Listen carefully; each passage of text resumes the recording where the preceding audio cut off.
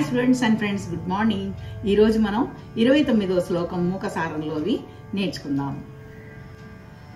యసః సూతే మాతర్మధుర కవితాం పక్ష్మలయతే శ్రియం దత్తే చిత్తే కమపి పరిపాకం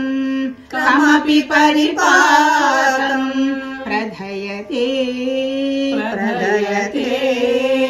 సతాం పాసగ్రంథిం శిథిలయతి కిం కిం న కురుతే ప్రసన్నే కామాక్ష్యాః ప్రణతి పరిపాటి చరణయోః. ఇప్పుడు మనం కలిసి పాడదాం.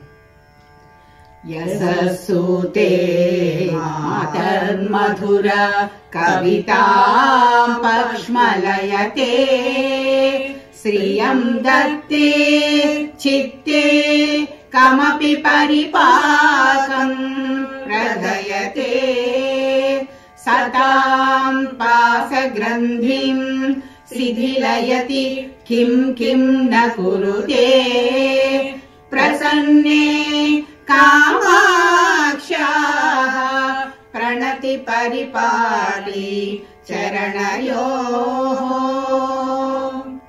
ఇప్పుడు దీని అర్థం తెలుసుకుందాం. యశస్సూతే అంటే కీర్తిని కలిగిస్తాయి.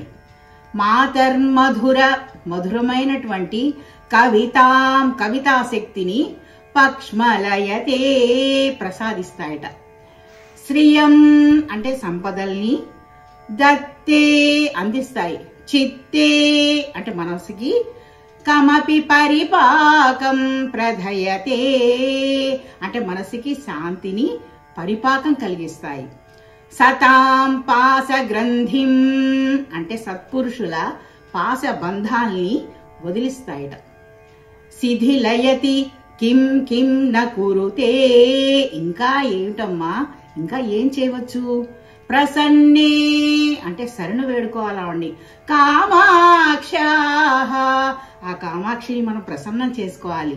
ప్రణతి పరిపాటి చరణయోః అమ్మవారి పాదాలు అన్నీ చేయగలవు అని ఆ సాధకుడు చెప్తున్నాడు. ఇప్పుడు మనం ఈ శ్లోకానికి తాత్పర్యం తెలుసుకుందాం.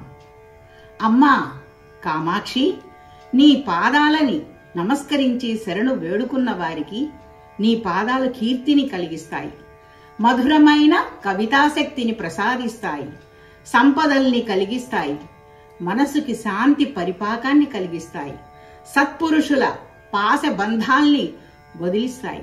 ఇలా వీటితో పాటు ఇంకా ఏమి చేయవు అంటే అమ్మవారి పాదాలు అన్నీ చేయగలవు అని ఆ సాధకుడు అమ్మవారిని వేడుకుంటున్నాడు.